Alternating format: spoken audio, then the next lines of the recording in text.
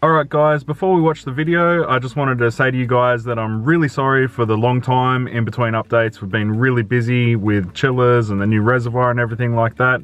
So we'll watch the video in a second, but also stay tuned. At the end of the video, we'll go over the time slips, the data logs, the claimed engine horsepower, everything like that. We'll explain it all to you and we'll show you what it means.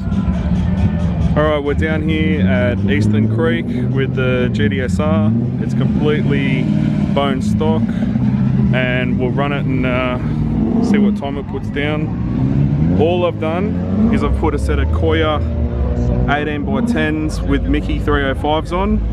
I've also put adjustable trailing arms on, but I've since found out they're probably not really needed. I've had a look at another car, the gap between here and here, and mine's a lot bigger, so I don't think I ever needed the trailing arms, but on a normal VF GDS they are needed, but it looks like the GDSR doesn't need them. So yeah, nothing's done.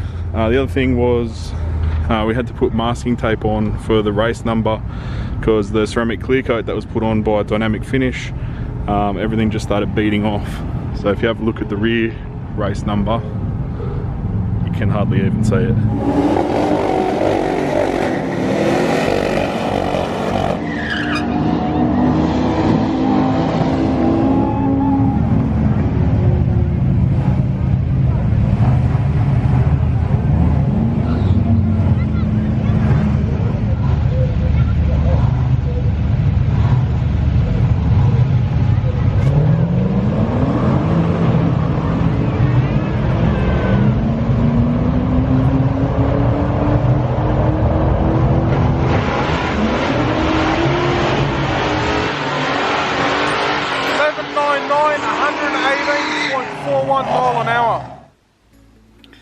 Okay, so we can see, look, the car ran 11,994 at 118.41 mile an hour, which is pretty impressive time.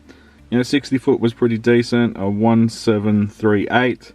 So all in all, a pretty good time. Now, I want to bring your attention over to here. We weighed the car in, 2,028.5 kilo, which is 4,472 pounds. Now, I'll go over here. There's this calculator that I often use. If you type into Google Torino Cobra calculator, you'll bring this calculator up. Now, I've punched in the mile an hour and the weight, 4472, 118.41, and estimated engine horsepower is 579.45 horsepower. Now, if we convert that to kilowatt, 432 kilowatt. Now, claimed engine kilowatt from GM is 430, 435, around about there. So it is making what it's claiming to make. Okay, so as we saw, it is claiming to make what it makes. I haven't sandbagged the car in any way. It would obviously be in my interest to do that to make the chiller look better, but I'm trying to keep this as honest as possible for you guys. But what I wanted to point out here is that if you pick up 100 horsepower on the dyno, you will see 100 horsepower mile an hour gain as well. Mile per hour doesn't lie. This calculator is very, very accurate. I've used it many times in the past and it has always worked out for me. So as you can see, it is working out on the factory car. That's what the factory car makes. It's running the same mile an hour. So that still equates to the same thing. So if you baseline your car, and let's say your car, you know, mine made 465. So let's say yours makes 450 horsepower at the wheels, and then you go and retune it and add XYZ mods, and then you make 550, which is 100 horsepower gain, you will see a 100 horsepower gain in mile per hour. Mile per hour just does not lie. Dynos can be manipulated. You can make the dyno read whatever you'd like it to read, but the track never lies.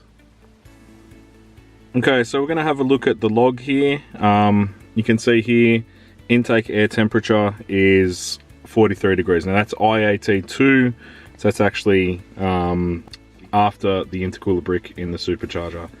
Now, we had another car out there which did have a chiller. His intake temps were down to about 0. So what's happening here is it's actually quite heat soaked. Obviously the car's running. You know, they told us to, you know, put our helmets on, etc. We started the car up and, you know, moved forward. Tried to keep it as cold as possible by, you know, not running it until it was the actual right time to run it. So yeah, that's that. Intake air temperature is 43 degrees. So what you're actually going to see through the run is the intake air temperature won't climb by much for a couple of reasons. Number one, the blower's, you know, factory overdrive. It's not overdriven by much, so it's not going to create a lot of heat. The next thing is during the run, you're obviously exchanging that heat with the heat exchanger and trying to cool that off as well. So if we actually watch the IAT as I scroll through the run, it drops slightly there because obviously it starts getting airflow, the heat exchanger cools, then it goes back up again. Obviously it's making the boost pressure and it starts to go up. Now, normally, if I remember back to the day when I had my GTS, when my GTS was stock, I think it was like a 32 or 35 degree day, and my peak temperature at the end of a run here was like 29 degrees or something stupid like that. So there's a massive difference to be found once you have the chiller. And obviously if we're, you know, starting at the start of the run with a, you know, 0 to 10 degree intake air temp, it's not going to get anywhere near as hot. Alright guys, thanks for watching. I really hope you enjoyed the video. Please like and subscribe to our channel and we'll keep you updated with everything that's happening with Project GTSR.